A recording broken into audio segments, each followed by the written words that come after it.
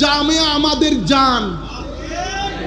আমাদের মতো শত আজহারি মারা যাবে, জামিয়াকে জমিনে থাকতে হবে। জামিয়া যুগে যুগে আমার এই ধর্মের সুন্নিয়তের মধ্যে তাজদীদ সাধন করবে। মনে রাখবেন, মাইজভান্ডার দরবার শরীফ, আমরা হাজার মানুষ দুনিয়া থেকে চলে যায়, মাইজভান্ডার বাকি থাকবে। একজন স্ক্রিপ্টের কাজ করবে, আরেকজন স্পিরিটের কাজ করবে।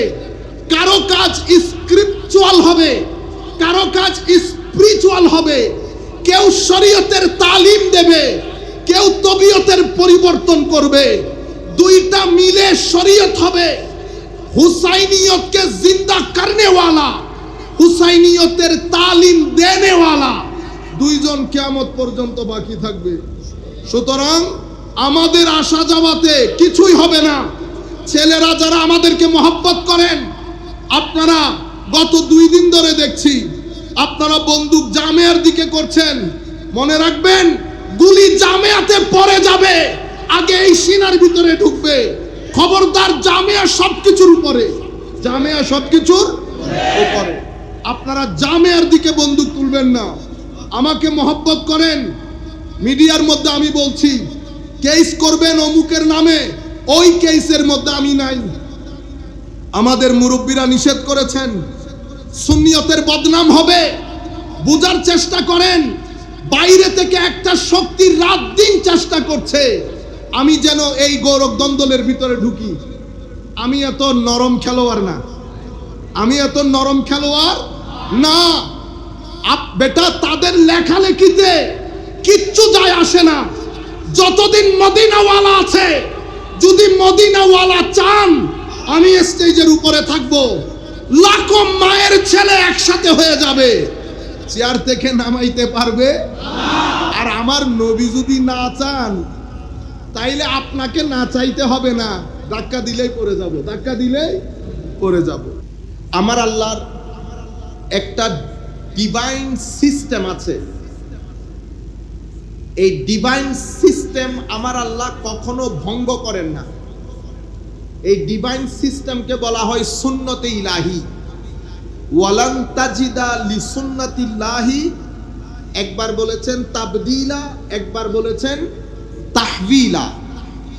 তাবদীল এবং তাহবিল, মাদ্রাসার যারা ছাত্র আছেন, আমি বিনয়ের সাথে অনুরোধ করব, বাসায় গিয়ে এটার উপর অন্তত একটু রিসার্চ করেন। এক আয়াতে তাবদীলা বলেছেন, অন্য আয়াতে তাহবিলা বলেছেন।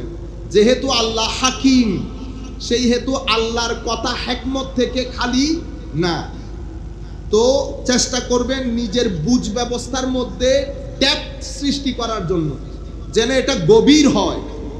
নতুবা আজকে যাদের বয়স 5-6 বছর, তারা যখন 16-17 বছরের হবে, আমরা তাদের সামনে দিন প্রচার করতে পারবো না। কারণ তারা চিন্তা চেতনায় অনেক গভীর হবে, আন্ডারস্ট্যান্ডিং ডিফারেন্ট হবে। সুতরাং তারা যেই ঢঙে, যেই রঙে, যেই কথাই বুঝে, আমাদের উচিত তাদেরকে সেই ঢঙে, সেই রঙে বোঝানোর জন্য। আমরা যদি 70, 80, 90 দশকের মতো কথা বলি, তো সেটা তরুণ প্রজন্ম খাবে না। আমরা বক্তব্যের শুরুতে আস্তে আস্তে আমাদেরকে জানানো হয়েছে ফেসবুকের মধ্যে লেখালেখির বিষয়টা।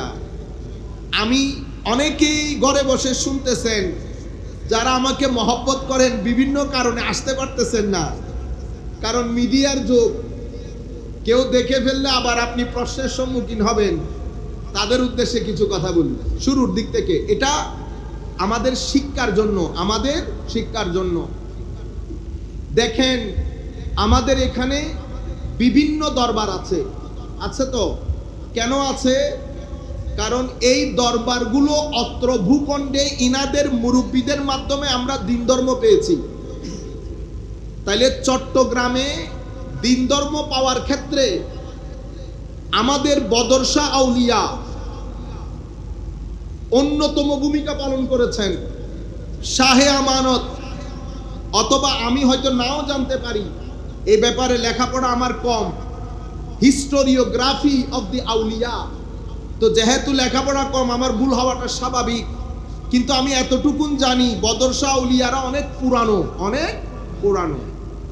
তো যাদের বিল্ডিং এর উপর আমি 2 তলা বেঁধেছি, তো আপনি যদি শুধু বাপ পর্যন্ত আসেন, দাদা যে বিল্ডিং কায়েম করে দিয়েছে ওইটা যদি আমি না আনি আমার কথায় মুনাজাতে, তাইলে কি হবে? তাদের প্রতি অকৃতজ্ঞতা হবে। অকৃতজ্ঞতা হলে আল্লাহ সন্তুষ্ট হন না।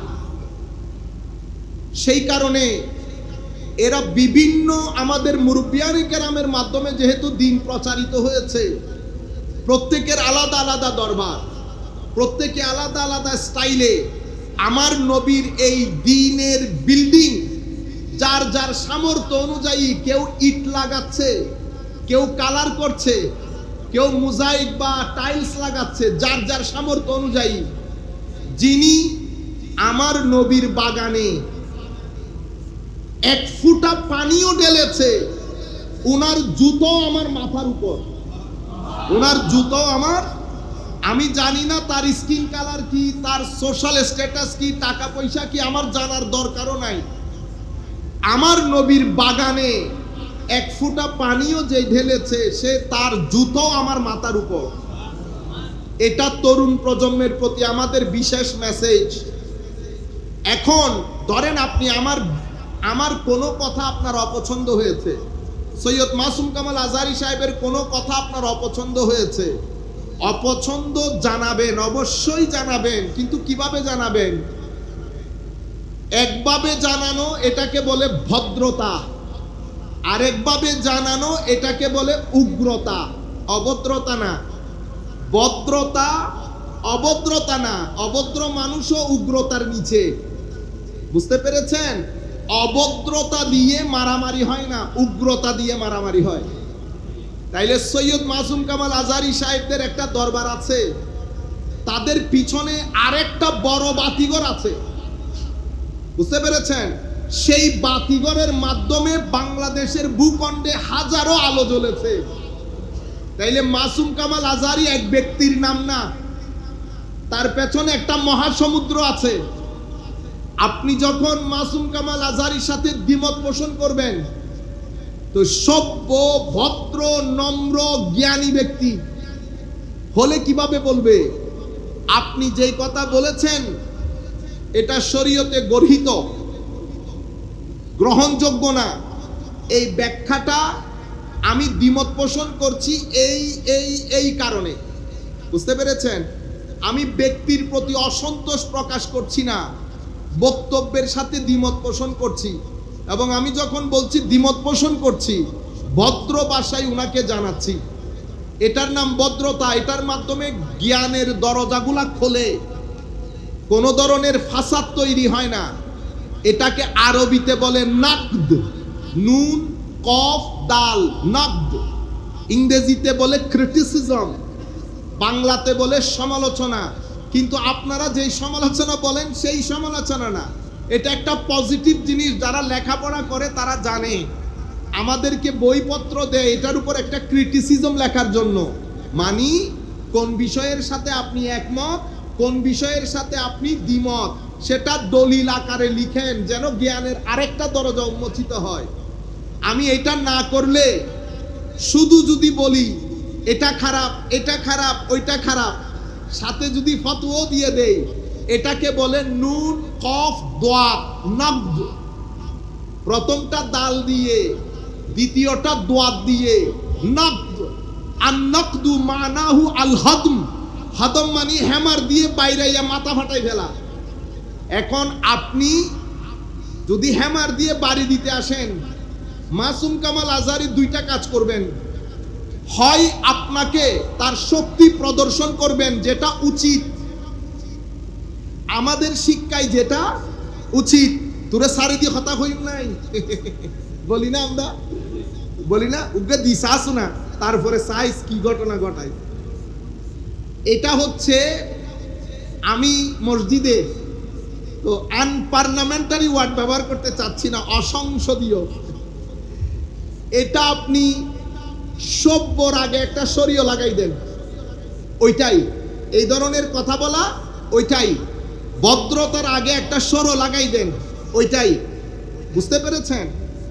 কারণ কি, এখন সৈয়দ মাসুম কামাল আজহারি, উনারও তো শক্তি আছে। আমি খুব গভীর মেসেজ দিচ্ছি, বুঝে নেন। তারও শক্তি আছে, সে ইচ্ছে করলে শক্তি প্রদর্শন করতে পারে, তার পেছনেও মহাসমুদ্র আছে। সেটা যদি প্রদর্শন করে, সমাজের মধ্যে ক্ল্যাশ হবে, হবে কি না?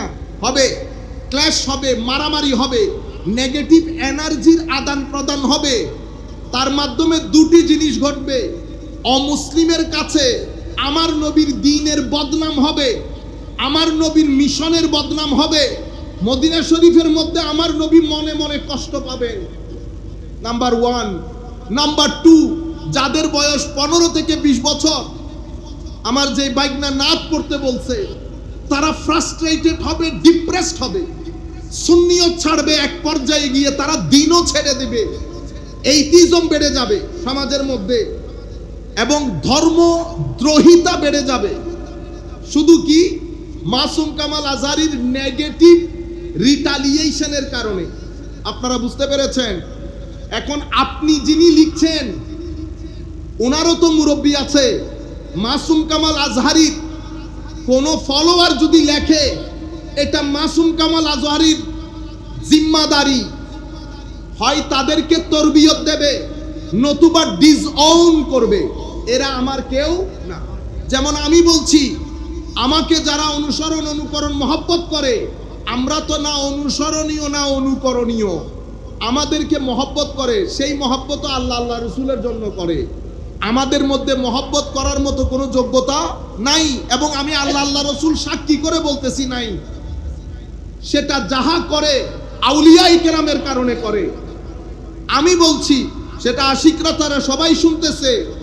আমার কোনো ছেলে যদি কমেন্টে গালির পরিবর্তে গালি দেয়, তো আমি না তার জন্য দুনিয়াতে কবরে হাসরে তো প্রশ্নই আসে না।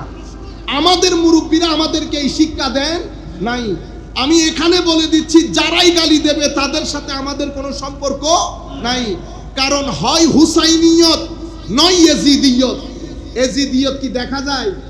মানে আপনি কি দেখাইতে পারবেন হুজুর এটা এজিদিয়ত? না, এজিদিয়ত একটা মানসিকতার নাম। এজিদিয়ত একটা জীবন আদর্শের নাম, যেই জীবন আদর্শের মধ্যে করাপশনের প্যাকেজ আছে, অভদ্রতা, উগ্রতা, ধর্মান্ধতা, শরাবখোরি, গমতে থাকেন আপনি। সবকিছু এক গ্লাসের মধ্যে দিয়ে ফালুদা বানানোর পর যদি জিজ্ঞেস করেন, হুজুর এই ফালুদার নাম কি দেওয়া যায়, তখন আমি বলবো এটাকে হয় এজিদি বলবেন অথবা ফেরাউন বলবেন, দুইটা থেকে একটা। আপনারা বুঝতে পেরেছেন? এখন আপনি বলতেছেন আপনি হুসাইনি, তো হুসাইনির ভাষা এরকম হয়। আপনি আপনার কমেন্টটা নিয়ে ইমাম হুসাইনকে দেখাতে পারবেন, এটা আমি কমেন্ট করেছি, দেখাইতে পারবেন। যেটা ইমাম হুসাইনকে দেখাইতে পারবেন না, সেটা আল্লাহকে কেমনে দেখাবেন? আপনারা বুঝতে পেরেছেন? সময় খুব কঠিন। তাই মাসুম কামাল আজহারির দায়িত্ব, যারা লেখে, যেহেতু তার নামে লেখে, তার দায়িত্ব হচ্ছে ইউনিভার্সালি, ন্যাশনালি একটা মেসেজ দিয়ে দেওয়া যে এই সন্ত্রাসবাদীটা হচ্ছে, উগ্রতা প্রদর্শন হচ্ছে। কারণ কি, মনে রাখবেন, যখন দেখবেন অনলাইনের মধ্যে আলা হযরতের ছবি দিয়ে, মাইজবান্ডার দরবারের ছবি দিয়ে, জামিয়ার ছবি দিয়ে, কোন দরবারের ছবি দিয়ে সুন্নি উলামায়ে কেরামের বিরুদ্ধে কাদা ছোড়াছুড়ি হচ্ছে, তো মনে রাখবেন এটার পেছনে কোন সুন্নি থাকতে পারে না। এগুলার পেছনে যদি খতিয়ে দেখেন, আমার মিটা মিটা ভাইয়েরা আছে, আমার মিটা মিটা ভাইয়েরা আছেন। আপনারা যাদেরকে মনে করছেন অমুক দরবারকে রিপ্রেজেন্ট করছে, কারণ কিছুক্ষণ আগে এক ভদ্রলোক আমাকে আজকে দুপুরবেলা ফোন দিয়ে বলছেন জামিয়া, মনে রাখবেন জামিয়া আমাদের জান। আমাদের মতো শত আজহারি মারা যাবে, জামিয়াকে জমিনে থাকতে হবে। জামিয়া যুগে যুগে আমার এই ধর্মের সুন্নিয়তের মধ্যে তাজদীদ সাধন করবে। মনে রাখবেন, মাইজবান্ডার দরবার শরীফ, আমরা হাজার মানুষ দুনিয়া থেকে চলে যায়, মাইজবান্ডার বাকি থাকবে। একজন স্ক্রিপ্টের কাজ করবে, আরেকজন স্পিরিটের কাজ করবে। কারো কাজ স্ক্রিপচুয়াল হবে, কারো কাজ স্পিরিচুয়াল হবে, কেউ শরীয়তের তালিম দেবে, কেউ তবিয়তের পরিবর্তন করবে। দুইটা মিলে শরীয়ত হবে। হুসাইনিয়তকে জিন্দা করনে ওয়ালা, হুসাইনিয়তের তালিম দেনে ওয়ালা দুইজন কিয়ামত পর্যন্ত বাকি থাকবে। সুতরাং আমাদের আসা যাওয়াতে কিছুই হবে না। ছেলেরা যারা আমাদেরকে মহব্বত করেন, আপনারা গত 2 দিন ধরে দেখছি আপনারা বন্দুক জামিয়ার দিকে করছেন। মনে রাখবেন, গুলি জামিয়াতে পড়ে যাবে, আগে এই সিনার ভিতরে ঢুকবে। খবরদার, জামিয়া সবকিছুর উপরে, জামিয়া সবকিছুর উপরে। আপনারা জামিয়ার দিকে বন্দুক তুলবেন না। আমাকে মহব্বত করেন, মিডিয়ার মধ্যে আমি বলছি কেস করবেন অমুকের নামে, ওই কেসের মধ্যে আমি নাই। আমাদের মুরব্বীরা নিষেধ করেছেন, সুন্নিয়তের বদনাম হবে। বুঝার চেষ্টা করেন, বাইরে থেকে একটা শক্তি রাত দিন চেষ্টা করছে আমি যেন এই গৌরব দ্বন্দ্বের ভিতরে ঢুকি। আমি এত নরম খেলোয়াড় না, আমি এত নরম খেলোয়াড় না। বেটা, তাদের লেখালেখিতে কিচ্ছু যায় আসে না। যতদিন মদিনাওয়ালা আছে, যদি মদিনাওয়ালা চান আমি স্টেজের উপরে থাকবো, লাখো মায়ের ছেলে একসাথে হয়ে যাবে, চেয়ার থেকে নামাইতে পারবে। আর আমার নবী যদি না চান, তাইলে আপনাকে না চাইতে হবে না, ধাক্কা দিলেই পড়ে যাব, ধাক্কা দিলেই পড়ে যাব। খেদমত আমরা যখন শুরু করেছি 2005, এখন 2026, কত বছর হয়েছে? 21 বছর হয়ে গেছে। 21 বছরের খিতাবত সবার সামনে, 21 বছরের কাজও সবার সামনে। আপনারা বুঝতে পেরেছেন? জবাবদিহিতা কাউকেই করতে হবে না। আমরা আমার নবীর দরবারে জবাবদিহিতা, কারো কাছে জবাবদিহিতা নয়। নবী যেই দিন নারাজ হবে, তরুণ প্রজন্ম সেই দিন পিছন থেকে সরে যাবে। তরুণ প্রজন্ম পিছনে থাকা তো নবী, ওয়ালি, গৌস, কুতুব, আবদাল সবার একটা ফিউজাত বাকি থাকবে। বুঝতে পেরেছেন? সুতরাং যে কাজগুলো আমরা করছি সেটা আমরা বন্ধ করি। আর আমরা যারা প্রধানের ভূমিকা পালন করছি, আমরা যেন একটা মেসেজ দিয়ে দেই। কেন? কারণ ধরেন মাসুমকে মহব্বত করনেওয়ালা অনেকে আছে না, তো তারা রিটালিয়েট করবে। আমি এখন যে মেসেজটা দিচ্ছি, বাংলাদেশ থেকে শুরু করে বিদেশ পর্যন্ত, আমেরিকা পর্যন্ত, আপনারা যারা আইসিটি আইনে মামলা হাবি জাবি এগুলা চিন্তা করছেন, মাপ চাচ্ছি বেটা, আমরা ওই মামলা হামলায় নাই। আরো লিখতে দেন, তারা লিখলে আমার নিয়ামত বেড়ে যায়, আমার নিয়ামত আরো বেড়ে যায়। এটা আমার জন্য একটা দারুণ কাজ হয়। আলহামদুলিল্লাহি রাব্বিল আলামিন। বিনয়ের সাথে অনুরোধ করছি, আরো লেখেন, আরো লিখেন। যাই হোক,